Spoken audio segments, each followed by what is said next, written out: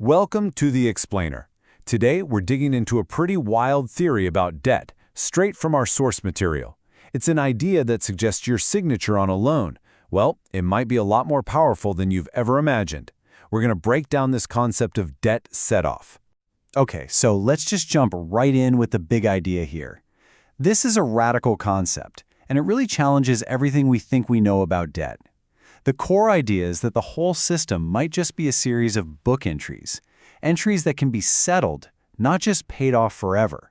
All right, before we go any further, a quick but super important heads up. The source material makes it very clear that this is an exploration of ideas. It is not financial or legal advice, so we're just looking at this for educational purposes, okay? So what's the argument, really? Well, the perspective we're looking at today is that the entire system of debt we live in is built on simple accounting. And if it's just accounting, the theory goes, those entries can be challenged and even settled through a private administrative process. This right here, this question is the absolute foundation of the whole theory. It's asking you to totally shift your perspective. What if you're not just a debtor who owes money? What if you're also a creditor who has a claim that needs to be settled? It's about flipping the script. Now, the main tool that this theory suggests for settling that claim is a legal remedy, something called a set-off. So what is a set-off? Basically, it's just the idea of canceling out debts that two parties owe each other. And according to the source, this isn't some made-up concept. It's a practice that's backed by law. And get this, it's something banks apparently use all the time to handle their own debts. This really breaks down that idea of mutual debt that's at the heart of the whole theory. See, on one hand, the bank's claim is simple. You owe them for the loan. But on the other hand, this theory suggests you have a claim too, that the bank actually owes you for the financial asset you gave them in the first place, your signed promissory note. Now, to really wrap your head around that set-off claim, we have to look at how the source completely reframes the way debt gets created in the first place. Here is the crucial point. The perspective is that your signature is what creates all the value. Your signature literally turns that piece of paper, that promissory note, into a valuable financial asset that the bank can then put on its books and use. And then the source points us right to the definition of deposit. The argument goes like this. When the bank deposits your signed note, it creates an unpaid balance.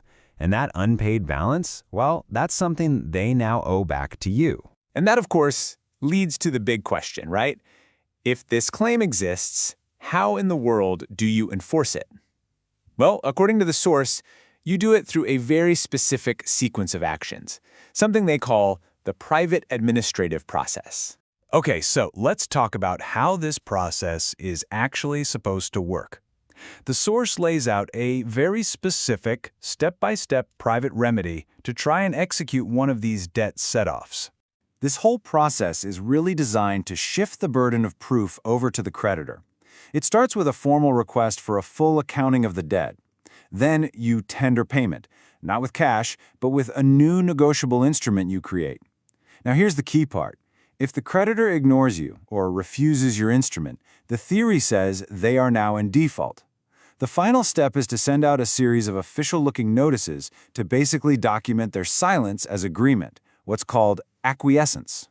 So you're probably wondering, what is all this based on? Is there any legal framework for these claims?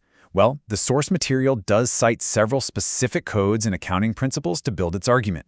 The source really tries to build its case by piecing together different financial regulations. It points to the Uniform Commercial Code, the UCC, for things like your right to a full accounting. It also uses the UCC to argue that if they refuse your tender of payment, the debt is actually discharged. Then it points to accounting rules like FAS 140, claiming that shows the bank already got paid when your loan was bundled up and sold. And finally, it even references federal law to show that banks themselves have and use the power of set-off. And the argument keeps layering on more codes. It pulls in other UCC sections to define what a formal demand for payment is and how a debt can be canceled. It also brings in big consumer protection laws, like the Fair Debt Collection Practices Act and the Truth in Lending Act, basically framing the creditor's failure to respond as a potential legal violation on their end. At the end of the day, the source is really just asking you to think outside the box. It's suggesting that there might be more than one way to perform on or settle a debt. And that performance doesn't just mean paying with dollars. It's a shift from seeing debt as a lifelong obligation to seeing it as a transaction that needs to be completed. And that is definitely a thought worth exploring.